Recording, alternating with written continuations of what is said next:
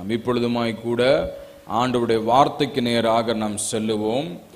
நம்முடைய தியானத்திற்காக தெரிந்து கொள்ளப்பட்ட வேத பகுதி எபேசியர்களின் நிருபம் 5ஆம் அதிகாரம். உங்களுக்குள்ளே சொல்லப்படவும் கூடாது, அப்படியே வம்பும் புத்தியீனமான பேச்சும் பரியாசமும் தகாதவைகள், சோத்திரம் செய்தலே தகும். ஆமென். Praise the Lord. Hallelujah. Right. ஒரு நிமிடம் ஜெபம் செய்வோம். நல்ல பிதாவே, உம்மை ஸ்தோத்திரிக்கிறோம். இந்த வார்த்தையை நாங்கள் தியானிக்கும் பொழுது எங்கள் இருதயங்கள் எல்லாம் கொழுந்து விட்டறிய உதவி செய்யும். நீங்க எங்களோடு பேசுங்க, எங்களோடு இடைபடுங்க. ஆவியானவர் வெளிப்பட வேண்டும்படியா நாங்கள் ஜெபிக்கிறோம். ஆண்டவரே, வந்திருக்கிற ஒவ்வொருவரையும் தேவன் ஆசீர்வதியும். வரக்கூடியவர்கள் துரிதமாய் வந்து சேர உதவி செய்யும். ஆன்லைன் வாயிலாக இணைந்திருக்கிற கர்த்தருடைய பிள்ளைகளை ஆசீர்வதியும். ஆண்டவரே, இந்த வார்த்தைகள் அவர்களுக்கு பிரயோஜனமாய் இருக்கட்டும். ஆவியானவர் மகிமைப்படுவீராக. இயேசுவின் நாமத்தில் ஜெபிக்கிறோம் நல்ல பிதாவே. ஆமென், ஆமென். ஹல்லேலூயா. இருங்க. ஆதலால் அப்படின்னு படிக்கிறோம். ஆதலால் என்ன? அப்ப மேல இருக்கிறதுனுடைய தொடர்ச்சி தான் அது. ஆதலால் சில பேர் பேசும்போது சொல்லுவாங்க, ஆனாலும் கூட அப்படிம்பாங்க. கவனிச்சிருக்கீங்களா? அப்படின்னு என்ன அர்த்தம்? தொடர்ச்சி. அது ஏதோ அதனுடைய மேல இருக்கிறனுடைய தொடர்ச்சி தான் சொல்லி கொண்டு வருகிறார். அப்ப மேல என்ன சொல்றாருன்னு நம்ம பார்க்கும் பொழுது பாருங்க, 30வது வசனம், 4ஆம் அதிகாரம் 30வது வசனம் படிங்களா? அன்றியும் நீங்கள் மீட்கப்படும் நாளுக்கென்றே முத்திரையாக பெற்ற தேவனுடைய பரிசுத்த ஆவியை துக்கப்படுத்தாதிருங்கள். ஆமா, இதுல இருந்து தொடர்ச்சி வருது. என்ன சொல்றாரு பவுல்? எபேசு சபைக்கு சொல்றாரு, நீங்கள் மீட்கப்படும் நாளுக்கென்று முத்திரையாக பெறப்பட்ட பரிசுத்த ஆவியை துக்கப்படுத்தாதிருங்கள் அப்படின்றாரு. பரிசுத்த ஆவி என்ன செய்யக்கூடாதான்? துக்கப்படுத்தக்கூடாது. இன்னைக்கு மனிதர்கள் என்ன செய்யறாங்க? ஒருத்தரை ஒருத்தர் துக்கப்படுத்திட்டு இருக்கிறாங்க. பல விஷயங்கள்ல துக்கப்படுத்துறாங்க. இருக்காங்களா இல்லையா? துக்கப்படுத்துகிறாங்களா இல்லையா? எப்படி துக்கப்படுத்துறாங்க? வார்த்தையினாலும் செயல்களினாலும் கிரியைகளினாலும் என்ன செய்யறாங்க? துக்கப்படுத்துகிறார்கள். நம்ம ஒருத்தர் துக்கப்படுத்திட்டு அவங்க நம்ம மேல பிரியமா இருப்பாங்களா? சொல்லுங்க. பிரியமா இருக்க மாட்டாங்க. அந்த மாதிரி பரிசுத்த ஆவி என்ன செய்யக்கூடாது? துக்கப்படுத்தக்கூடாது. நம்ம மீட்கப்படும் நாளுக்கென்று முத்திரையாக பெறப்பட்ட பரிசுத்த ஆவி. இப்ப நம்ம வெளிநாடு போகணும்னு சொன்னா முதல்ல என்ன செய்யணும்? பாஸ்போர்ட் எடுக்கணும். பாஸ்போர்ட்ன்றது நம்முடைய உள்நாட்டில் கொடுக்கிற ஒரு அங்கீகாரம். அந்த பாஸ்போர்ட் எடுக்கிறதுக்கு முதல்ல டிசி தேவை, ஆதார் தேவை, அப்புறம் நம்முடைய டாக்குமெண்ட்ஸ், படித்த சர்டிஃபிகேட்ஸ் தேவை. அடுத்தது என்னென்னலாம் அரசாங்கம் கேட்குறாங்களோ எல்லாத்தையும் நம்ம ப்ரொடியூஸ் பண்ணி எல்லாம் அங்கே அப்ளை பண்ணி, அதுக்கப்புறம் திரும்ப போலீஸ் வெரிஃபிகேஷன் வரும். இந்த நபர் மேலே ஏதாவது குற்ற செயல்கள் இருக்குதா அப்படின்னு சொல்லி போலீஸ் எல்லாம் கம்ப்ளைண்ட், கேஸ் இருக்கா, எதுலேயுமே இல்லைன்னா போலீஸ்காரங்க ஒரு சர்டிஃபிகேட் கொடுக்கணும், இவர் மேலே எந்த குற்றச்சாட்டும் இல்லை அப்படின்னா தான் நமக்கு அந்த பாஸ்போர்ட் கிடைக்கும். அடுத்தது வெளிநாடு போகிறதுக்கு விசா தேவை. விசான்னா இப்போ ஒரு நாட்டுக்கு நம்ம போகிறோம்னா அந்த நாட்டுக்காரன் என் நாட்டுக்கு நீ வா அப்படின்னு சொல்லி என்ன செய்யணும்? அங்கீகாரம் கொடுக்கணும். நான் உங்கள் நாட்டுக்கு வரேன், எனக்கு அனுமதி கொடுங்கன்னா அதுக்கு என்னென்ன டாக்குமெண்ட்ஸ் எல்லாம் நம்ம ப்ரொடியூஸ் பண்ணணுமோ எல்லாம் ப்ரொடியூஸ் பண்ணி கொடுத்தா அந்த நாட்டுக்காரன் என்ன செய்வான்? சரி வாங்கன்னு சொல்லி நமக்கு ஒரு லெட்டர் கொடுப்பான். அதுதான் விசா. இப்போ இந்த பாஸ்போர்ட் வாங்கி விசா வாங்கி அதை சேதப்படுத்தின என்ன ஆகும்? போக முடியுமா? வெளிநாடு போக. இப்போ நம்ம நாட்டில் கொடுக்குற பாஸ்போர்ட், இந்த பாஸ்போர்ட்டை கவனக்குறைவாக வச்சு தண்ணியோ எண்ணெயோ பட்டுச்சுன்னா அந்த பாஸ்போர்ட் செல்லாது. இருக்கீங்களா? ஏன் நான் வாங்கினது தானே அப்படின்னு சொல்லலாம். ஆனால் அந்த பாஸ்போர்ட் சட்டப்படி செல்லாது. அதுக்கு நம்ம ஃபைன் கட்டணும். முதல்ல 3000 ரூபா இருந்துச்சு, இப்போ 5000 10,000 இருக்கும். செல்லாது. அந்த மாதிரி மீட்கப்படும் நாளுக்கென்று என்ன அர்த்தம்? பரலோகத்தில் போறதுக்கு நம்ம பெற்றிருக்கிற அந்த பரிசுத்த ஆவி, அது ஒரு பாஸ்போர்ட் விசா மாதிரி. அந்த பரிசுத்த ஆவியை துக்கப்படுத்தினால் எப்படி ஒரு பாஸ்போர்ட்ல எண்ணெயோ தண்ணியோ பட்டுச்சுன்னா அது செல்லாத போயிடுது. அந்த மாதிரி பரிசுத்த ஆவியை துக்கப்படுத்தினால் எப்படி துக்கப்படுத்துறாங்க? இதெல்லாம் தான் போட்டிருக்காரு பாருங்க. 31வது வசனம் வந்து படிங்களேன். சகலவிதமான கசப்பும், சகலவிதமான கசப்பு. சில பேர் சொல்லுவாங்க, எனக்கு அவங்க நினைச்சாலே கசப்பா இருக்குதுங்க. சகலவிதமான கசப்பு. இங்க பாவக்காய் கசப்ப சொல்ல, வேப்பங்காய் கசப்ப சொல்ல, மனிதர்களுக்குள் இருக்கிற கசப்புகள். நம்ம எல்லாத்தையும் பார்க்கும்போது நல்லா பார்க்கறோமா? ஒரு அன்போட பார்க்கறோமா? அன்போட பார்த்தாலே கசப்பு இல்லைன்னு அர்த்தம். இருக்கிறீங்களா? புரியுதா? அல்லேலூயா. ஆக சகலவிதமான கசப்பும் கோபம். சில பேருக்கு என்ன கோபம்? யாரு கோபம் வரும்? மூடனுக்கு தான் கோபம் வரும். கையால தான் கோபம் வரும். சகலவிதமான கோபமும் மூர்க்கமும் கூக்குரலும் தூஷணமும் மற்ற எந்த துர்க்குணமும் உங்களை விட்டு நீங்க கடவது. இதெல்லாம் நம்ம பரிசுத்த ஆவி துக்கப்படுத்துகிற செயல்கள். கசப்பா இருந்தோம்னா துக்கப்படுத்துற பரிசுத்த ஆவியான துக்கப்படுறாரு. நான் ரட்சித்தேன், நான் இவங்களுக்கு அபிஷேகத்திருக்கிற முத்திரையை கொடுத்திருக்கிறேன். ஆனா இவங்க என்ன செய்யறாங்க? கசப்புள்ளவங்களா இருக்கலாம், துக்கப்படுத்துகிறார்கள். ஆமென். ஆக பரிசுத்த ஆவி என்ன செய்யக்கூடாதான்? துக்கப்படுத்தக்கூடாது. சகலவித கசப்பும், அப்புறம் கோபமும் இதெல்லாம் பரிசுத்த ஆவியானவர் துக்கப்படுகிற செயல்கள். கூக்குரல். சில பேர் கத்திட்டே கிடப்பாங்க. 4 செவுத்துக்குள்ள முடிய வேண்டியது என்ன செய்வாங்க? ரோட்டுக்கு கத்திட்டு கிடப்பாங்க. பார்த்திருக்கீங்களா? அந்த மாதிரி கூக்குரலும், அடுத்தது தூஷணமும், தூஷிக்கிறது, தேவையில்லாத பேசுறது, அப்புறம் எந்த துர்க்குணமும் உங்களை விட்டு நீங்க கடவது. இதெல்லாம் பரிசுத்த ஆவியானவரை துக்கப்படுத்துகிற செயல்கள். இப்ப நம்ம அதெல்லாம் கேட்கிறோம். கேட்டு என்ன செய்யணும்? மீண்டும் இதே காரியத்தை செஞ்சா என்ன செய்றார்? பரிசுத்த ஆவியானவர் துக்கப்படுகிறார். ஆக இப்படிப்பட்ட காரியங்களை செய்யாதபடி எப்படி இருக்கணுமா? ஒருவருக்கொருவர் தயவாயும் மன உருக்கமாயும் இருந்து கிறிஸ்துவுக்குள் தேவன் உங்களுக்கு மன்னித்தது போல நீங்களும் ஒருவருக்கொருவர். இந்த கசப்பு வரும் பொழுது மன்னியுங்க. கோபம் வரும் பொழுது நமக்கு விரோதமா செயல்படுறவங்களை மன்னியுங்க. எப்படி மன்னிக்கிறாராம்? எப்படி மன்னிக்கிறதா?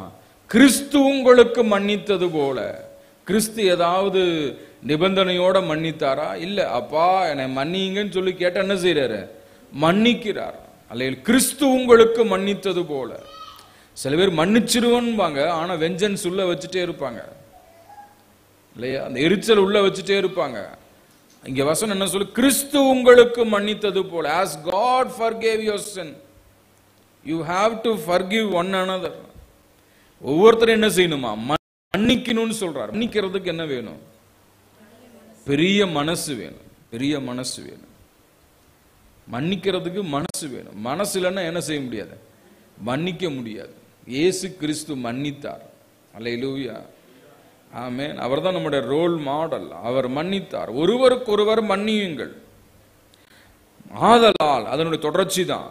பரிசுத்த ஆவி துக்கப்படுத்தாதீங்க, கோபமா இருக்காதீங்க. அப்படி இருந்தா என்ன செய்யுங்க? ஒருவர் இடத்துல ஒருவர் அன்பா தயவா இருந்து கிறிஸ்து மன்னிக்கிறது போல மன்னியுங்க. கசப்பை தூக்கி போடுங்க. ஆதலால் எனக்கு பிரியமான பிள்ளைகளைப் போல தேவனை பின்பற்றுகிறவர்களாகி கிறிஸ்து நமக்காக தம்மை தாமே தேவனுக்கு சுகந்த வாசனையான காணிக்கையாக பலியாக ஒப்பு கொடுத்து நம்மில் அன்பு கூர்ந்தது போல நீங்களும் ஆமா மன்னிங்க. அடுத்த சொல்றாரு, ஒருவருக்கு ஒருவர் எப்படி இருக்கணுமா? அன்பிலே நடந்து கொள்ளுங்கள். எப்படி அன்பில் நடந்து கொள்ளணுமா? இயேசு தன்னையே பலியாக காணிக்கையாக ஒப்பு கொடுத்தார். ஒப்பு கொடுத்து அன்பை வெளிப்படுத்த. அதை போல நீங்க என்ன செய்யுங்க? உங்களையே அர்ப்பணிச்சு உங்களையே ஒப்பு கொடுத்து கிறிஸ்துவின் குணத்தை வெளிப்படுத்துங்கள். அப்படி கிறிஸ்துவின் குணத்தை வெளிப்படுத்துகிற ஜனங்கள் என்ன செய்யணும்? மேலும் பரிசுத்தவான்களுக்கு ஏற்றபடி. கிறிஸ்துவின் குணத்தை வெளிப்படுத்துகிறவங்க யாரு? பரிசுத்தவான்கள். அல்லேலூயா. இதெல்லாம் போதனைகள், டீச்சிங்ஸ்.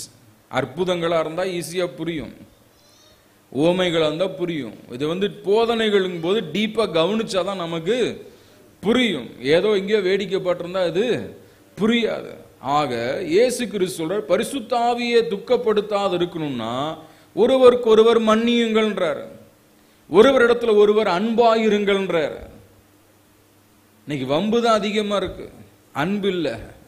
ஆக அன்பாயிருங்கள், குடும்பத்தில் அன்பாயிருங்க, பிள்ளைகளிடத்துல அன்பாயிருங்க, அண்ணன் தம்பி உறவுகள் அன்பாயிருங்க, விசுவாச மக்களிடத்துல அன்பாருங்க, இருக்கிற பகுதிகளில் ஜனங்களோட ஐக்கியமா இருங்க, அன்பாருங்க.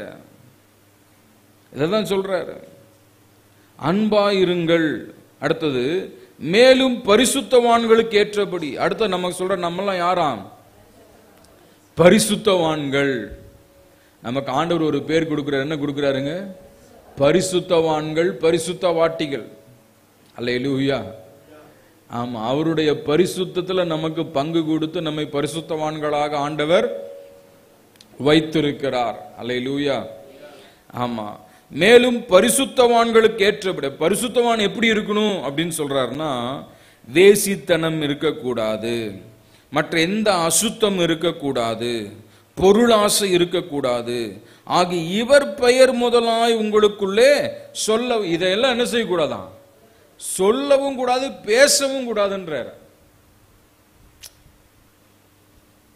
புரியுதா உங்களுக்கு சொல்றது? பரிசுத்தவான்களுக்கு ஏற்றபடி. இப்ப இயேசு கிறிஸ்து அவருடைய பேச்செல்லாம் எப்படி இருந்தது? அன்பு, சத்தியம், பரிசுத்தம், இதை பத்தி தான் பேசினார். அப்ப அந்த மாதிரி பரிசுத்தவான்களுக்கு ஏற்றபடி என்ன செய்யணுமா? நம்ம பேச்சுல, நம்ம செயல்கள்ல காணப்படணுன்றார். உலகத்தான் பேசுவான், வேசித்தன வார்த்தைகளை பேசுவான். இன்னைக்கு பாருங்க, உலகத்துல நிறைய பாலியல் தொந்தரவுகள் பெருகிருச்சு. எங்க பார்த்தாலும் இதுதான் நியூஸா இருக்கு. கிருஷ்ணகிரி மாவட்டத்தில் ஒரு ஸ்கூல்ல படிக்கிற பெண்ணை, என்ன 4வது படிக்கிற பிள்ளை, 6வதா 8வது படிக்கிற 3 ஆசிரியர்கள் ஒருத்தர் மாத்தி ஒருத்தர் என்ன செஞ்சிருக்கிறாங்க? பாலியல் பலாத்கார துன்புறுத்தல். அதே போல எங்கேயோ இன்னொரு பக்கம் 4வது படிக்கிற ஒரு பெண் பிள்ளைய அந்த ஸ்கூலுடைய நிர்வாகி தொந்தரவு.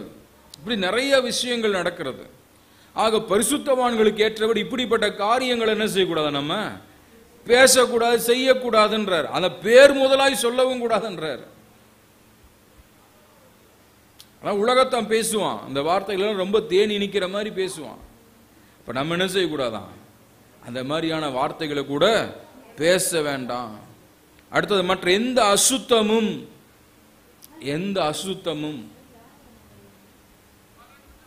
அசுத்தம், மற்ற எந்த அசுத்தம்னா எல்லாமே அடங்கிருது. அசுத்தமான காரியங்கள் வேண்டான்றார். அடுத்தது பொருள் ஆசை. இன்னைக்கு மனுஷனுக்குள்ள என்ன ஆசை? பொருள் ஆசை. ஒன்னு வாங்கினா பத்தாது, இன்னொன்னு வாங்கணும், இன்னும் வாங்கணும், இன்னும் வாங்கணும், இன்னும் வாங்கணும். பொருள் ஆசை. ஆக இதெல்லாம் என்ன செய்யான்னா, உங்களை பரிசுத்தவான்கள் என்று சொல்லுவதற்கு இதெல்லாம் வழி நடத்தாது. பரிசுத்தவான்களுக்கு ஏற்றபடினா இதுல எல்லாம் நம்ம ரொம்ப ஜாக்கிரதையா இருந்து இவைகளுக்கெல்லாம் கொஞ்சம் நம்ம விலகி இருக்க வேண்டும் என்று சொல்றாரு. பொருளாசை இவர்கள் பேர் முதலாய் உங்களுக்குள்ளே சொல்லப்படவும் கூடாது. அப்படியே வம்பும் புத்தியினமான பேச்சும், வம்பான வார்த்தைகள், புத்தியினமான பேச்சு, பரியாசம் பண்றது, இதெல்லாம் தகாதவைகள், ஆகாதவைகள். பட் என்ன ஆகுன்றாரு? பரிசுத்தவான்களுக்கு ஏற்றபடி நடக்க வேண்டுமானால் அவர்கள் ஸ்தோத்திரம் செய்வதே தகும். அல்லேலூயா. பரிசுத்த ஆவியானவர் பிரியப்படுகிற காரியம் என்ன? இப்படிப்பட்ட அசுத்தமான காரியங்களை செய்யாதபடி ஸ்தோத்திரம் செய்யும் பொழுது அதுவே நமக்கு தகுதியானது என்று சொல்லுகிறார். அல்லேலூயா. அப்ப அதிகமா என்ன செய்யணும்? ஸ்தோத்திர பலியிட வேண்டும். அதிகமா ஸ்தோத்திரம் சொல்ல. ஸ்தோத்திரம்னு என்ன அர்த்தம்? தேவனுக்கு மகிமை உண்டாவதாக என்ற அர்த்தம். அல்லேலூயா.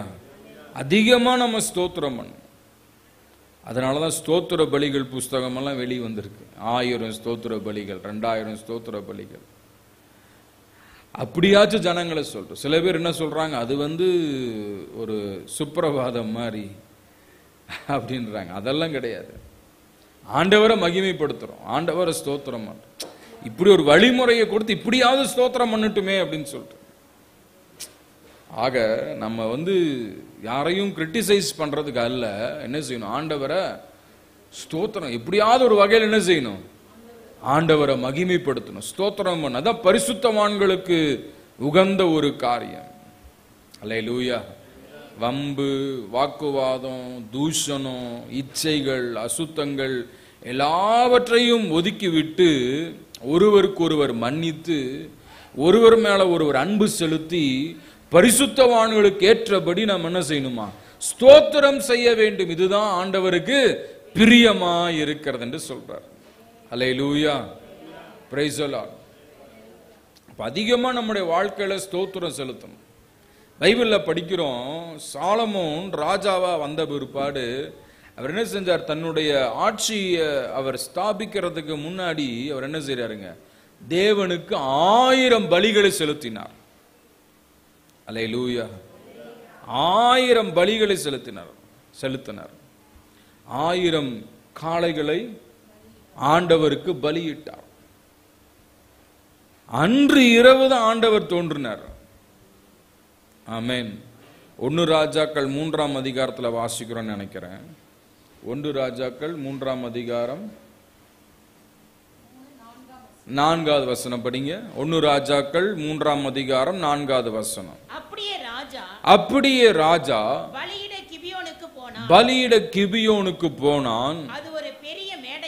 அது ஒரு பெரிய மேடையா இருந்தது. அந்த பலிபீடத்தின் மேல் சாலமோன் 1000 சர்வாங்க தகன பலிகளை செலுத்தினார்.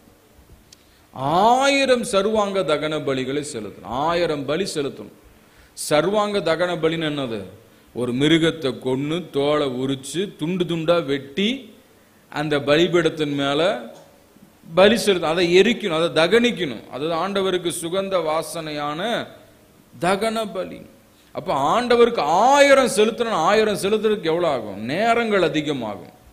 1000 செலுத்துறதுக்கு செலவுகள் அதிகமாகும்.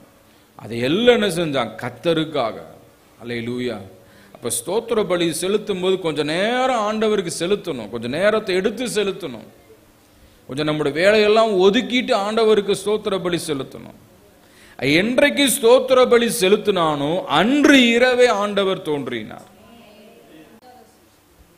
ஆமென். 5வது வசனம் படிங்க. கர்த்தர் சாலமோனுக்கு ராத்திரியில் சொப்பனத்திலே தரிசனமாகி நீ விரும்புகிறதை என்னிடத்தில் கேள் என்று தேவன் சொன்னார். அல்லேலூயா. அந்த கிபியோன்ல பலி செலுத்தின அன்றைய தினமே ஆண்டவர் ராத்திரியில சொப்பனத்துல தரிசனமாகி சாலமோனை பார்த்து கேட்கிறாரு, நீ விரும்புகிறதை என்னிடத்தில் கேள். Ask whatever you wish. அல்லேலூயா. என்னைக்கு கேட்கிறாருங்க ஆண்டவர், பலி செலுத்தின அன்றைய தினமே. அப்போ இந்த பலிகள் எல்லாம் ஆண்டவர் என்ன செய்யறாருங்க, பிரியமா இருக்கிறார். அல்லேலூயா. சங்கீதம் 50ஆம் சங்கீதம் 23வது வசனம் நினைக்கிறேன். சங்கீதம் 50:23 படிங்க. சங்கீதம் 50:23. ஸ்தோத்திர பலியிடுகிறவன் என்னை மகிமைப்படுத்துகிறான். ஸ்தோத்திர பலியிடுகிறவன் கர்த்தரை மகிமை, என்ன என்ற இடத்துல கர்த்தர். ஸ்தோத்திர பலியிடுகிறவன் கர்த்தரை மகிமைப்படுத்துகிறான். அல்லேலூயா.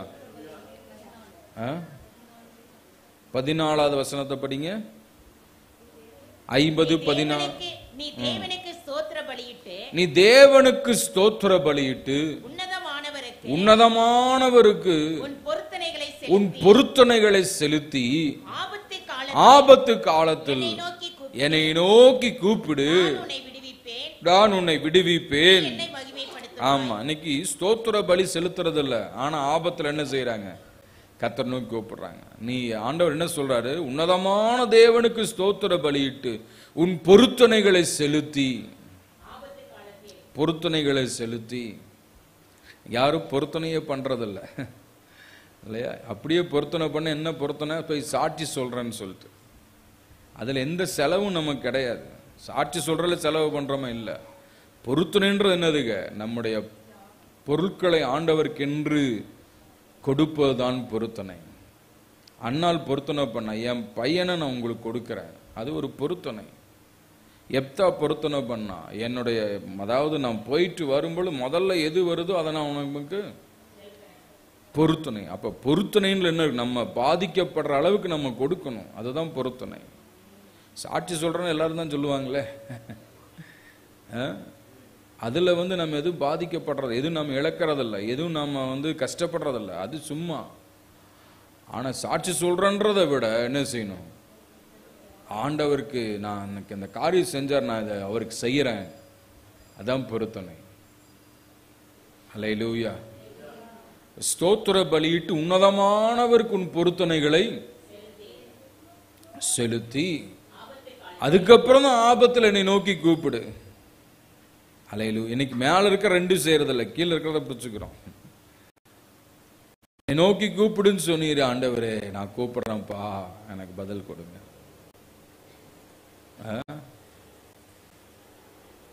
ஆக தேவப்படிய இதெல்லாம் நம்ம படிக்கும் பொழுது என்ன செய்யணும்? உணர்வு உள்ளவர்களாக மாறணும். அல்லேலூயா. ஆண்டவர் எத்தனை நன்மைகளை செஞ்சிருக்கிறார், எத்தனை ஆசீர்வாதம் கொடுக்கிறார். சாட்சி சொல்லுங்க அப்படின்னா யாருக்கும் மனசு வரமாட்டேங்குது, எந்திரிக்க முடியல சீட்டு விட்டு. அல்லேலூயா. ஆண்டவரை மகிமைப்படுத்தணும், ஆண்டவரை கனம் பண்ணணும். ஆமென். ஆக தேவ பிள்ளை எதுக்காக சொல்றேன்னா, எப்படியாவது ஆண்டவர் என்ன செய்யணும்? ஸ்தோத்திரி. ஆமென். ஆக ஸ்தோத்திரம் செய்தலே தகும். அதிகமா அதிகமா ஆண்டவரை ஸ்தோத்திரம் பண்ணணும். அதுக்கு நேரத்தை எடுக்கணும், காலத்தை ஒதுணும், அதுக்காக நம்ம தியாகம் பண்ணணும். சாலமோன் ஒருவேளை ஸ்தோத்திர பலி செலுத்தாம இருந்தா அந்த ஞானம் கிடைச்சிருக்குமா? பாருங்க, ஸ்தோத்திர பலி செலுத்தினதுனாலதான் ஆண்டவர் அவனை பார்த்து ராத்தில் தரிசனமாய் நீ விரும்புகிறதை கேளுன்றாரு. ஸ்தோத்திர பலி இல்லாம எங்க அப்பா எனக்கு சிங்காசனத்தை கொடுத்துட்டாரு, நான் தான் ராஜா அப்படின்னு போய் உட்காந்து படுத்து தூங்கி இருந்தானா ஆண்டவர் கேட்டிருப்பாரா? சொல்லுங்க, ஆண்டவர் தோன்றி இருப்பாரா? இவன் ஸ்தோத்திரத்தை தேவனுக்கு செலுத்தினான். அப்ப நம்முடைய ஸ்தோத்திரங்கள் யாருக்கு போகுது? தேவனுக்கு போகுது. அப்ப தேவனை நோக்கி ஸ்தோத்திரிக்கும் போது தேவன் சும்மா இருப்பாரா? அவர் இறங்கி வருவார். என்னை நோக்கி கூப்பிடுகிற எந்த ஸ்தானத்திலும் நான் வருவேன். அப்ப ஸ்தோத்திரிக்கும் பொழுது என்ன செய்வார்? கர்த்தர் அங்கே வருவார். அவர் வந்து கேட்கிறார், உனக்கு என்ன வேணும், உனக்கு நான் என்ன செய்யணும்? ஒரு மனுஷன் கேட்க மாட்டான். ஐயோ கேட்டா அதாவது சில வீடுகளில் பிள்ளைங்க கேட்பாங்க, பிள்ளைங்க மனசுல வச்சுட்டு, அம்மா நான் சொல்றத கேட்கறத எனக்கு வாங்கி கொடுப்பீங்களா? சில பெற்றோர் சொல்லுவாங்க கேட்கவே கேட்காதன்றுவாங்க, ஏன்னா பிள்ளைங்க பயங்கரமா கேட்டுரும். சில அம்மாமார் சொல்லுவாங்க, ஏதாவது சாப்பிட்ற பொருளை மாத்திரை கேளு, வேற எதையும் பெருசா கேட்டுறாத இல்லையா? ஆனா இங்க ஆண்டவர் கேட்கிறார், நீ விரும்புகிறதை கேள். கேட்கிறவர் யாரு? எதை கேட்டாலும் கொடுக்க வல்லவர். ஆமென். அது எதனால ஆண்டவர் வந்து கேட்கிறாரு? அவன் தேவனை பிரியப்படுத்தினான். ஸ்தோத்திர பலியிடுகிறவன் கர்த்தரை மகிமைப்படுத்துவார், கர்த்தரை பிரியப்படுத்துறான். அவ பிரியப்படுத்தினால ஆண்டவர் அங்கே இறங்கி வந்து கேட்கிறார், நீ விரும்புகிறதை கேள். இருக்கீங்களா? புரியுதா? அப்ப என்ன செய்யணும்? நம்ம யாரை மகிமைப்படுத்தணும்? கர்த்தரை மகிமைப்படுத்த வேண்டும். அதற்காகத்தான் நாம் அழைக்கப்பட்டிருக்கிறோம். இந்த ஸ்தோத்திரம் எப்படி இருக்கணும்? லேவியர் ஆகமத்தில் ஒரு வசனம் படிக்கிறோம். லேவியர் ஆகம் 22:29 படிங்க. லேவியர் ஆகமம் 22ஆம் அதிகாரம் 29வது வசனம். கர்த்தருக்கு ஸ்தோத்திர பலியை செலுத்துவீர்களானால் மனப்பூர்வமாய் அதை செலுத்துவீர்கள். ஆண்டவருக்கு ஸ்தோத்திர பலி செலுத்த எப்படி செலுத்தணுமா? மனப்பூர்வமான என்ன அர்த்தம்? முழு மனதோட. ஒரு பக்தன் பாடுறார், ஸ்தோத்தரிப்பேனா ஸ்தோத்தரிப்பேனா முழு மனதாய் ஸ்தோத்தரிப்பேனா. அப்போ எப்படி செலுத்த மனப்பூர்வம் முழுமனோட, அரகுற மனசா இல்ல. அப்போ தேவனுக்கு ஸ்தோத்திர பலி செலுத்தும் போது எப்படி செலுத்தணும்? முழு மனதோட, மனப்பூர்வமாக, உற்சாகமாக அந்த ஸ்தோத்திரத்துக்கு ஒரு முக்கியத்துவம் கொடுத்து நாம் ஆண்டவர் என்ன செய்யணும்? கனப்படுத்தணும், மகிமைப்படுத்தணும், ஸ்தோத்திரிக்கணும். அல்லேலூயா. ஸ்தோத்தரிப்பேன் நான், முழு மனதாய் ஸ்தோத்தரிப்பேன் நான், ஸ்தோத்தரிப்பேன் நான், ஸ்தோத்தரிப்பேன் நான், முழு மனதாய் ஸ்தோத்தரிப்பேன் நான். ஆராய்ந்து முடியாது அதிசயங்கள் செய்தீரே, முழு மனதாய் ஸ்தோத்தரிப்பேன் நான். ஆராய்ந்து முடியாது அதிசயங்கள் செய்தீரே, முழு மனதாய் ஸ்தோத்தரிப்பேன் நான். ஸ்தோத்தரிப்பேன் நான், ஸ்தோத்தரிப்பேன் நான், முழு மனதாய் ஸ்தோத்தரிப்பேன் நான். ஸ்தோத்தரிப்பேன் நான், ஸ்தோத்தரிப்பேன் நான், முழு மனதாய் ஸ்தோத்தரிப்பேன் நான். என்னில்லா நன்மைகள் என் வாழ்வில் செய்தாரே, முழு மனதாய் ஸ்தோத்தரிப்பேன் நான். என்னில்லா நன்மைகள் என் வாழ்வில் செய்தாரே, முழு மனதாய் ஸ்தோத்தரிப்பேன் நான். அல்லேலூயா. என்ன செய்யணும்? அதிகமாக ஸ்தோத்திரம் பண்ணணும், ஸ்தோத்திரம் பண்ணிட்டே இருக்கணும். அல்லேலூயா. ஸ்தோத்திரம் செய்தலே தகும். வம்பும் வாக்குவாதமும் வீணான காரியங்களை பேசி நேரத்தை வீணடிக்காதபடி என்ன செய்யுங்க? ஸ்தோத்திரம் பண்ண, அதிகமா ஸ்தோத்திரம் பண்ணுங்க. ஸ்தோத்திரம் பண்ண பண்ண கிருபை பெருகும். அநேகருடைய ஸ்தோத்திரத்தினால கிருபை பெருகும். ஸ்தோத்திரம் பண்ண கத்துக்கணும்னா சிபிஎம் சர்ச்சுக்கு போகணும். அங்கதான் என்ன செய்வாங்க? ஸ்தோத்திரம் ஸ்தோத்திரம் ஸ்தோத்திரம் ஸ்தோத்திரம் ஸ்தோத்திரம் ஸ்தோத்திரம் ஸ்தோத்திரம் ஸ்தோத்திரம் பண்ணிட்டே இருப்பாங்க பிரதருங்க, சிஸ்டருங்கெல்லாம். அந்த சபைகளில் பாருங்க, ஆத்துமாக்கள் நிறைய இருப்பாங்க. அந்த சபைகளில் பாருங்க, நிறைய உத்தியோகஸ்தர்கள் இருப்பாங்க, நிறைய கவர்மெண்ட் ஜாப்ல இருக்கிறவங்க நிறைய இருப்பாங்க. ஆமீன். நல்ல ஆண்டவரை ஸ்தோத்திரம் பண்ணுவாங்க. நம்ம சபைகள்லாம் துதிக்கிற நேரத்தில் கூட ஸ்தோத்திரம் பண்றது இல்லையே. இங்கேயே ஸ்தோத்திரம் பண்ணாதவங்க எப்படி வீட்டில் ஸ்தோத்திரம் பண்ணுவாங்க? அல்லேலூயா. ஆக அதிகமா ஸ்தோத்திரம் அதான் தகும். பரிசுத்தவான்களுக்கு ஏற்றபடி நீங்களும் நானும் யாருங்க? பரிசுத்தவான்கள். அப்ப அந்த பரிசுத்தவான்கள் என்ன செய்யணும்? தேவனை அதிகமாய் ஸ்தோத்திரிக்கணும். இந்த செய்தியை கேட்ட பிற்பாடு உங்க வாயில அதிகமா என்ன வரணும்? ஸ்தோத்திரம் வரணும். அல்லேலூயா. ஒரு பாடலே பழைய பாடல இருக்கு. என்ன பாடல்? அதில் இப்போ யாரும் பாடுறதே இல்லை, புது பாடல்கள் நிறைய வந்துருச்சு. ஸ்தோத்திரம் இயேசுநாதா உமக்கென்றும் ஸ்தோத்திரம் இயேசுநாதா, ஸ்தோத்திரம் இயேசுநாதா உமக்கென்றும் ஸ்தோத்திரம் இயேசுநாதா, ஸ்தோத்திரம் செய்கின்றோம் நின்னடி யார் திரு நாமத்தை ஆதரவில். ஸ்தோத்திரம் செய்கின்றோம் நின்னடி யார் திரு நாமத்தின் ஆதரவில். நின்னுதிர மதினான் திறந்த நீ ஜீவ புது வழியா. நின்னுதிர மதினான் திறந்த நின் ஜீவ புது வழியா. நின்னடியாக்கு பிதாவின் சன்னதி சேரவுமே சந்ததம். நின்னடியார்க்கும் பிதாவின் சந்நிதி சேரவுமே சந்ததம். ஸ்தோத்திரமே சுநாதா உமக்கென்றும் ஸ்தோத்திரமே சுநாதா. ஸ்தோத்திரமே சுநாதா உமக்கென்றும் ஸ்தோத்திரமே சுநாதா. ஸ்தோத்திரம் செய்கின்றோம் நின்னடியார் திரு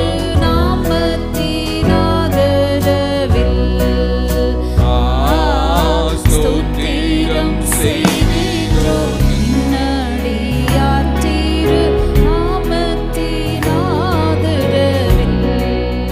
நீரில்லார் எங்களுக்கு பரலோகில் யாருண்டு ஜீவநாதா. நீரல்லால் எங்களுக்கு பரலோகில் யாருண்டு ஜீவநாதா. நீரே அன்றி ஈகத்தில் நீரே ஒரு தேற்றமில்லை பரனே. நீரே என் ஜீவத்தில் வேறே ஒரு தீற்றமில்லை பரனே. ஸ்தோத்திரம் இயேசுநாதா உமக்கென்றும் ஸ்தோத்திரமே சுநாதா. ஸ்தோத்திரம் இயேசுநாதா உமக்கென்றும் ஸ்தோத்திரமே சுநாதா. ஸ்தோத்திரம் செய்கிறோம் நின்னடியார் திரு நாமத்தினாதரவில்.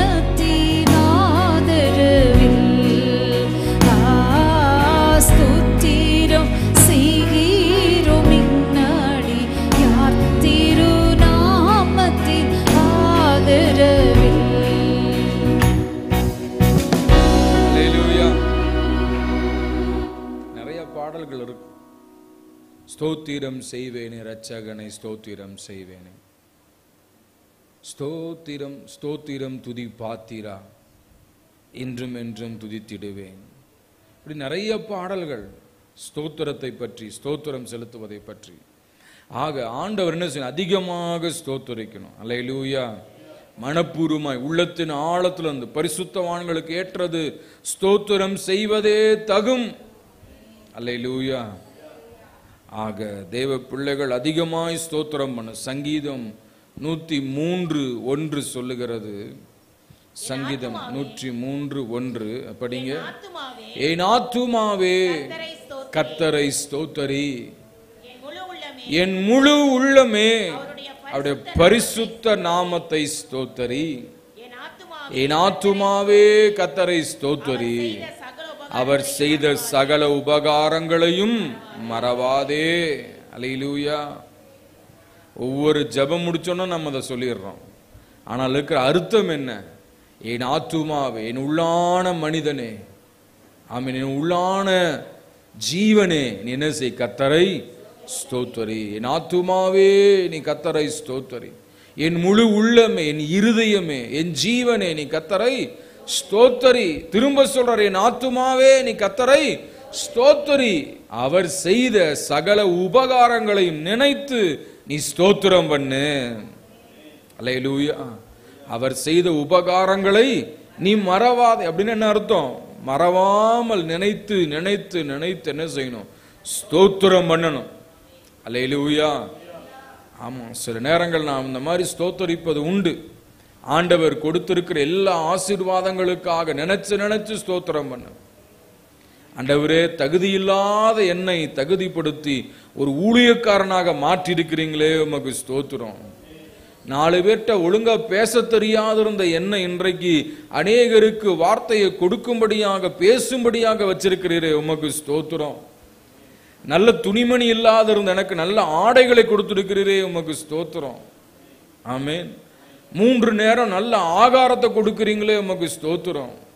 குடியிருக்க நல்ல ஒரு வீட்டை கொடுத்திருக்கிறீரே ஸ்தோத்திரம். படுக்க நல்ல ஒரு பாயை கொடுத்திருக்கிறீங்களே உமக்கு ஸ்தோத்திரம். பயணிக்க வாகனத்தை கொடுத்திருக்கிறீரே உமக்கு ஸ்தோத்திரம். நல்ல குடும்பத்தை கொடுத்திருக்கிறீரே உமக்கு ஸ்தோத்திரம். நல்ல சபையின் மக்களை கொடுத்திருக்கிறீரே உமக்கு ஸ்தோத்திரம்.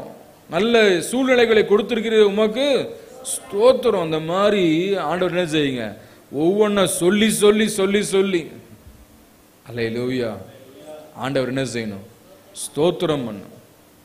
இல்லாததுக்காக ஸ்தோத்திரம் பண்றதை விட இருக்கிறதுக்காக தேவனை ஸ்தோத்திரம் பண்ணும். அதான் அவர் செய்த சகல உபகாரங்களையும் மறவாதே. do not forget all his benefits. ஆமென். அவர் செய்த சகல உபகாரங்களையும் மறவாமல் என்ன செய்யணும், ஸ்தோத்திரம் பண்ணணும். ஸ்தோத்திர பலி அப்பாவுக்கு, துதியும் பலங்கமும் என் அப்பாவுக்கு. ஸ்தோத்திர பலி அப்பாவுக்கு, துதியும் கனமும் மகிமையும் என் அப்பாவுக்கு.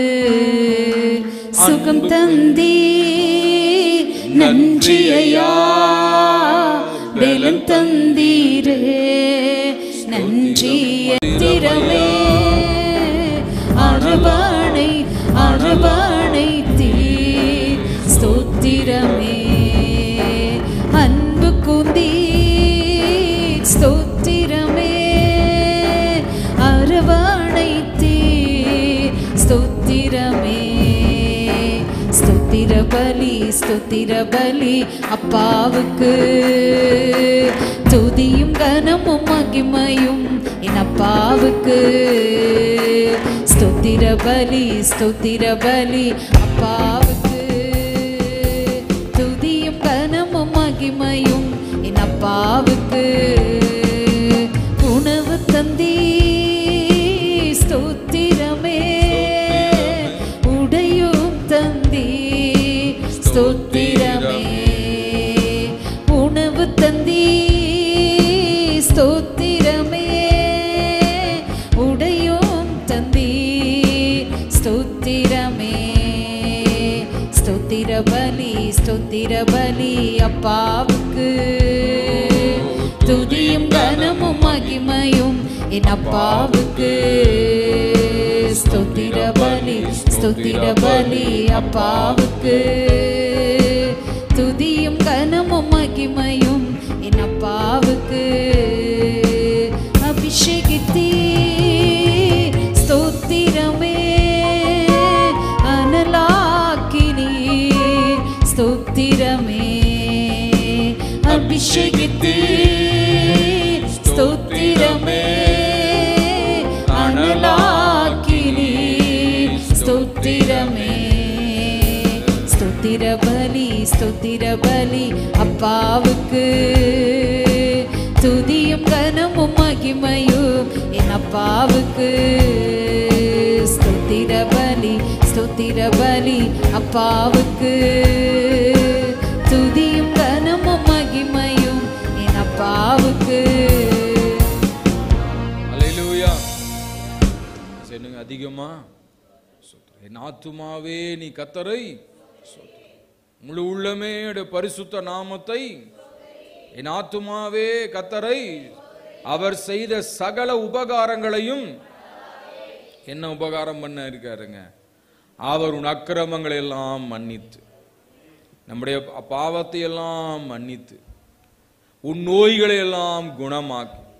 எத்தனை தலைவலி, எத்தனை வயிற்று வலி, எத்தனை காய்ச்சல், சளி, தும்மல், இருமல் எல்லாத்தையும் குணமாக்கி, அவர் நோய்களை எல்லாம் குணமாக்கி, உன் பிராணனை அழிவுக்கு விலக்கி மீட்டு.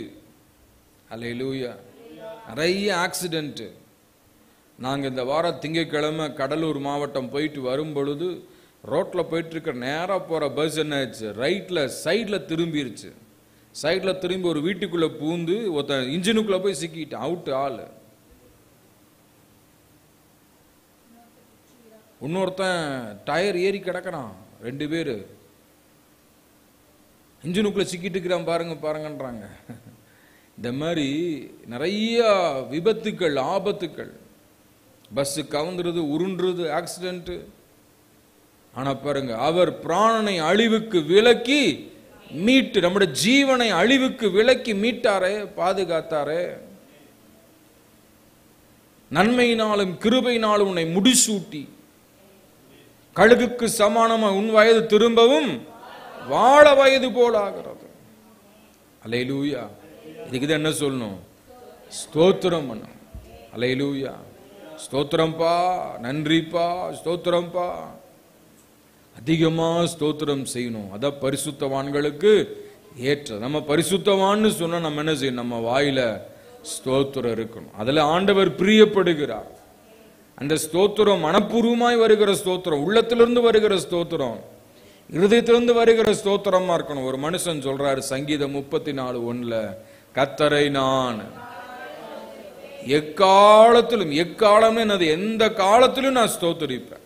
அது ராத்திரியில ஆகட்டும், பகல்ல ஆகட்டும், அது அதிகாலையில ஆகட்டும், அது கஷ்டமான நேரத்துல ஆகட்டும், சந்தோஷமான நேரத்துல ஆகட்டும், எப்ப வேணாலும் என்ன செய்வேன்? ஹல்லேலூயா. கர்த்தரை நான் எக்காலத்திலும் ஸ்தோத்திரிப்பேன். அவரை துதிக்கிற துதி எப்போதும் என் வாயில் இருக்கும். சில பேர் வாயில் எப்பொழுதும் மிட்டாய் இருக்கும், சில பேர் வாயில எப்பொழுது பபுள், அதாவது சுவிங்கம் இருக்கும், எப்பொழுது பாக்கு, எப்பொழுது கெட்ட வார்த்தை.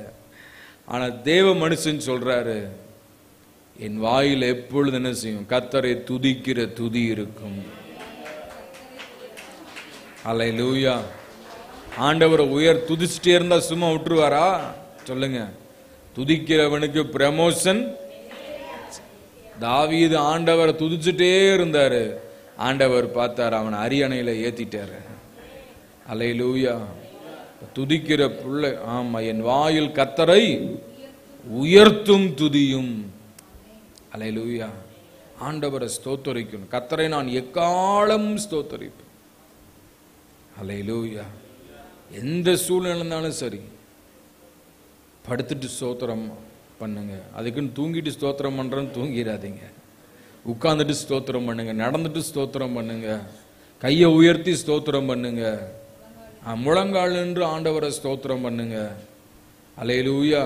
நிறைய ஸ்தோத்திர பலிகளை எடுத்துட்டே இருங்க, கணக்கில் அடங்காத ஸ்தோத்திர பலிகள். அல்லேலூயா. அதாவது நான் துதிக்கிறது தொகையை அறியேன். ஆமென். அதுக்கு அளவே கிடையாது. ஸ்தோத்திரத்துக்கு அளவே கிடையாது. சாப்பிட்றதுக்கு அளவு இருக்கு, போதுன்றும். ஆனா ஸ்தோத்திரத்துக்கு என்ன இல்லை? அளவு இல்லை. கணக்கில் அடங்கா ஸ்தோத்திரம்.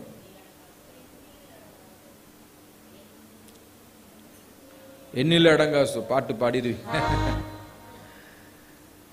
நம்ம அடங்காத ஸ்தோத்திரங்கள். ஆமென். அதாவது ஸ்தோத்திர பலிகளை செலுத்தி கொண்டே இருக்கணும். ஆண்டவர் அதில் பிரியமா இருக்கார். சொல்றார், காளை, எருதுகள், விரிகுளம் உள்ளது, பறவைகள், இதெல்லாம் கொண்டு வராது, அதெல்லாம் நான் படைச்சது, அது எனக்கு வேண்டான்றார். எது வேணும்ன்றாரு? உன் உதடுகளின் கனியாகிய ஸ்தோத்திர பலி, உன் வாயிலிருந்து பிறக்கிற ஸ்தோத்திரம். அல்லேலூயா. அந்த ஸ்தோத்திரத்துல தான் நான் பிரியமா இருக்கிறேன். அந்த ஸ்தோத்திரம் எங்கிருந்து வரணும்? இருதயத்திலிருந்து வரணும், உண்மையான இருதயத்திலிருந்து வரணும், உள்ளத்திலிருந்து வரணும், நன்றி நிறைந்த உள்ளத்தோடு கூட வரணும். அந்த ஸ்தோத்திர பலியில நான் பிரியப்படுகிறேன். அல்லேலூயா. ஆமென். இதான் பரிசுத்தவான்களுக்கு ஏற்ற ஒரு பவுல பாருங்க, நிருபங்கள் எல்லாம் படிச்சு பாரு. உங்களுக்காக நான் தேவனை ஸ்தோத்தரிக்கிறேன், உங்க விசுவாசத்துக்காக தேவனை ஸ்தோத்தரிக்கிறேன், உங்க உபகாரத்துக்காக தேவனை ஸ்தோத்தரிக்கிறேன், நீங்க செய்த நன்மைகளுக்காக தேவனை ஸ்தோத்தரிக்கிறேன், உங்களை என் ஜபத்துல எல்லாம் நினைச்சு உங்களுக்காக நான் ஸ்தோத்திரம் பண்றேன். இப்படிதான் நிருபங்கள்ல ஒவ்வொரு சபைக்கும் எழுதுகிறார். அல்லேலூயா. ஆக நினைச்சு ஆண்டவரை ஸ்தோத்திரம் பண்ண. அல்லேலூயா. உங்களுக்கு சத்தியத்தை சொல்றவங்களுக்காக ஸ்தோத்திரம் பண்ணுங்க. அல்லேலூயா. உங்களுக்கு ஞானஸ்தானம் கொடுத்தவங்களுக்காக ஸ்தோத்திரம் பண்ணுங்க. நீங்க அபிஷேகம் பெற வழி நடத்தினவங்களுக்காக ஸ்தோத்திரம் பண்ணுங்க. அல்லேலூயா.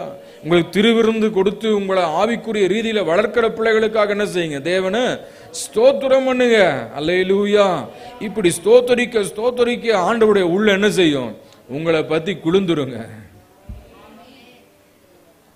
அல்லேலூயா. ஆக துதிச்சுட்டே இருக்கு. துதிக்க கிருபை ஆண்டவர் கொடுப்பார். துதிக்க ஆண்டவர் வழி நடத்துவார். நான் யோசிப்பேன், ஃபாதர் பெர்க்மான் செய்யலாம் நிறைய பாடல்கள் எழுதியிருக்கிறாங்க. 500-600 பாடல்களே அவர் வெளியே வந்துருச்சு. வெளிவராத பாடல்கள் ஏராளம் இருக்கும். எப்பொழுது என்ன செய்யறாரு? ஸ்தோத்திரிச்சுட்டே இருக்கிறார், பாடிட்டே இருக்கிறார், அபிஷேகத்துல நிறைய அந்நிய பாஷையை பேசிட்டே இருக்கிறார். எவனோ என்னமோ சொல்லிட்டு போறான், நான் ஆண்டவரை துதிக்கணும்னு துதிச்சுட்டே இருக்கிறார். அதான் அத்தனை உள்ள பாடல்கள். அல்லேலூயா, ஆமென். அந்த மாதிரி என்ன செய்யும்? நாம் அதிகமாய் தேவனை ஸ்தோத்திரம். இதான் பரிசுத்தவான்களுக்கு ஏற்ற ஒரு காரியம். ஆகவே ஸ்தோத்திரம் பண்ணுவதே நமக்கு தகும். 2 வசனத்தை மாத்திரம் சொல்லி நான் நிறைவு செய்யறேன் பாருங்க. பிலிப்பியர் 4:6, 1 தெசலோனிக்கேயர் 5:18. பிலிப்பியர் 4:6, 1 தெசலோனிக்கேயர் 5:18 படிங்க. நீங்கள் ஒன்றுக்கும் கவலைப்படாமல் எல்லாவற்றை குறித்து உங்கள் விண்ணப்பங்களை ஸ்தோத்திரத்தோட கூடிய ஜெபத்தினாலே வேண்டுதலினாலும் தேவனுக்கு தெரியப்படுத்துங்கள். ஒன்றுக்கும் கவலைப்படாம. நீ சிலவர் ஏன் பிரதர் கவலையா இருக்கிறீங்க? அது ஏங்கய்யா கேட்குறீங்க?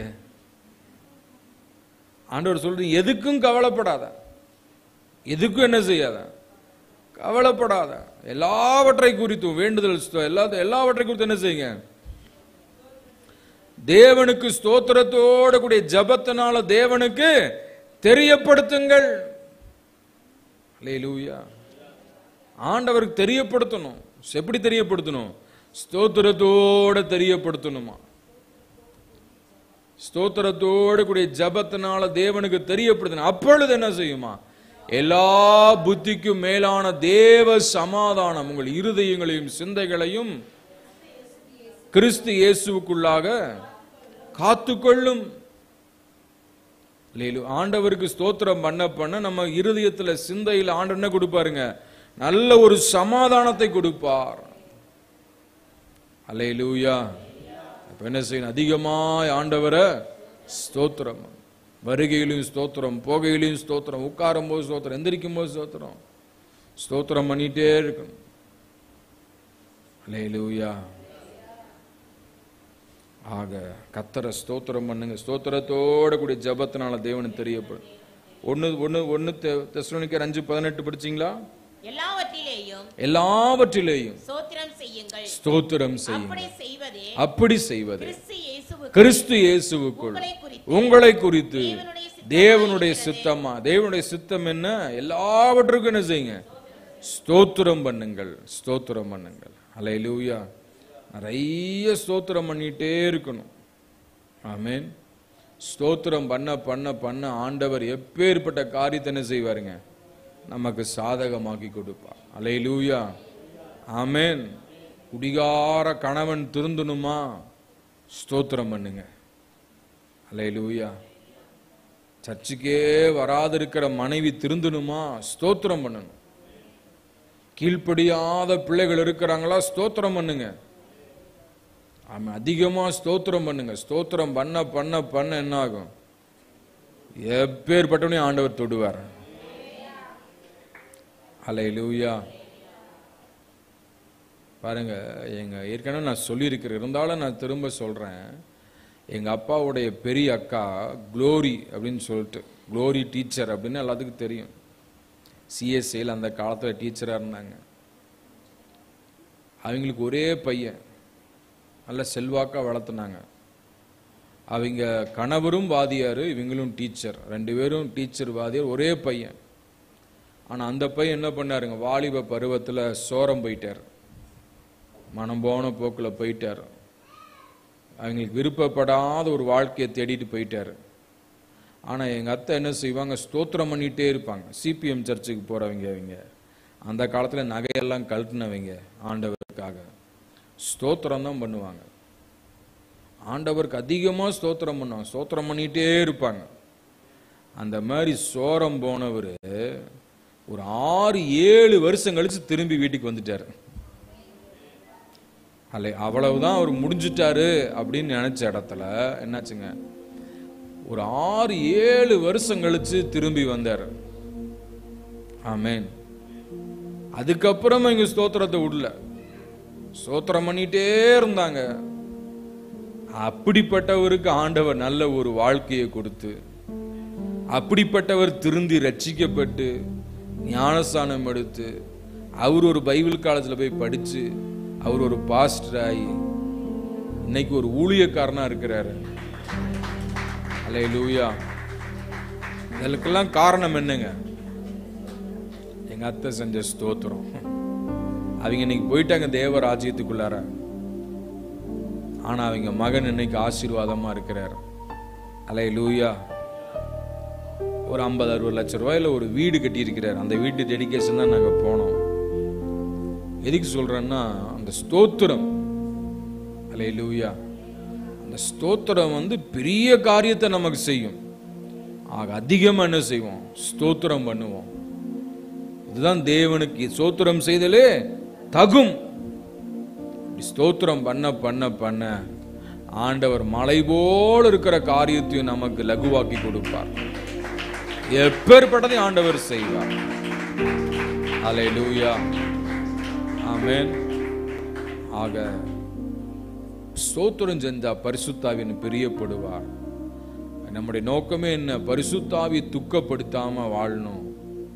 வீணான வம்பு, வழக்கு, வாக்குவாதம், கோபம், எரிச்சல் இதெல்லாம் நம்ம விட்டு நீக்கி போட்டு ஒருவருக்கொருவர் மன்னித்து ஒருவருக்கொருவர் அன்பு செலுத்தி தேவையில்லாத காரியங்களை பேசாம ஸ்தோத்திரம் பண்ணுவோம். அதுவே ஆண்டவருக்கு முன்பாக பிரியமானதாய் காணப்படுகிறது.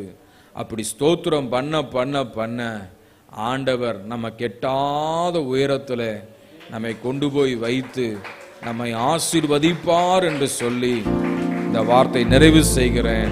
கர்த்தர் நாமம் மகிமைப்படுவதாக. நல்ல வசனங்களுக்காக நாம் தேவனை ஸ்தோத்திரம் பண்ணுவோம். Praise God. Hallelujah. ஸ்தோத்திரம் ஸ்தோத்திரம் ஸ்தோத்திரம்.